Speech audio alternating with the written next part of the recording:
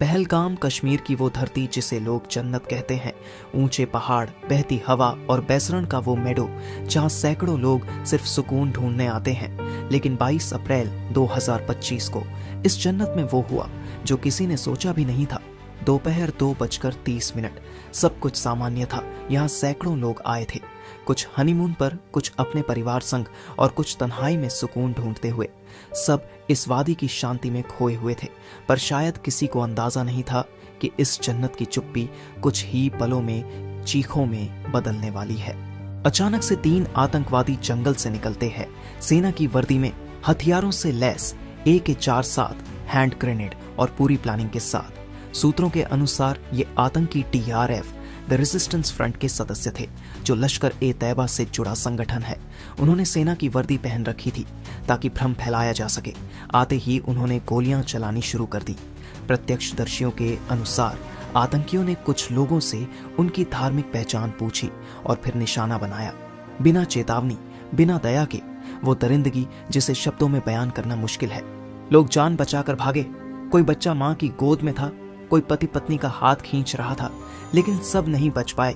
26 मासूम जिंदगियां हमेशा के लिए खामोश हो गईं। इस दिल दहला देने वाले हमले में 26 मासूम लोगों की जिंदगियां छिन गईं। इन शहीदों में थे भारतीय नौसेना के जांबाज अफसर लेफ्टिनेंट विनय नरवाल, एक ऐसा नौजवान जिसकी शादी को अभी सिर्फ कुछ ही हफ्ते ही हुए थे।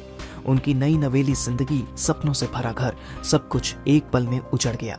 एक इंटेलिजेंस ब्यूरो के अफसर भी मौके पर शहीद हो गए। इसके अलावा 2 विदेशी नागरिक, एक UAE और एक नेपाल से थे। 20 से ज्यादा लोग गंभीर रूप से घायल हुए। एक महिला ने कहा, हम सेल्फी ले रहे थे, तभी पीछे से फायरिंग शुरू हुई। सब गिरने लगे। मैं अपने बेटे को लेकर भागी, लेकिन मेरी आंखों के सामने मेरे पति को मार दिया उस दरिंदा ने। हमले के बाद प्रधानमंत्री नरेंद्र मोदी सऊदी अरब से सीधे दिल्ली लौटे। उन्होंने कहा, जो इस हमले के पीछे हैं, उन्हें इंसानियत और कानून दोनों से सजा मिलेगी। गृहमंत्री अमित शाह श्रीनगर पहुंचे। राष्ट्रीय सुरक्षा सलाहकार अजित डोभाल ने सीधे ऑपरेशन की कमान संभाली। सेना, CRPF और जम्मू कश्मीर पुलिस ने संयुक्त सर्च ऑपरेशन शुरू किया। अमेरिका, फ्रांस, जापान, UAE, रूस, सभी देशों ने इस हमले की निंदा की। संयुक्त राष्ट्र महासचिव ने कहा, पर्यटकों पर हमला सिर्फ एक देश पर नहीं, पूरी इंसानियत पर हमला है। पहलगाम की सड़कों पर सन्नाटा है। टैक्सी ड्राइवर, होटल मालिक, शॉपकीपर सब सहमे हुए हैं। कई यात्रियों ने अमरनाथ यात्रा की बुकिंग रद्द कर दी है। एक लोकल गाइड ने कहा, ये सिर्फ टूरिज्म का नुकसान नहीं, हमारा हौसला भी टूटा है। हर गोली सिर्फ एक शरीर नहीं गिराती, वो पूरे परिवार को तोड़ देती है।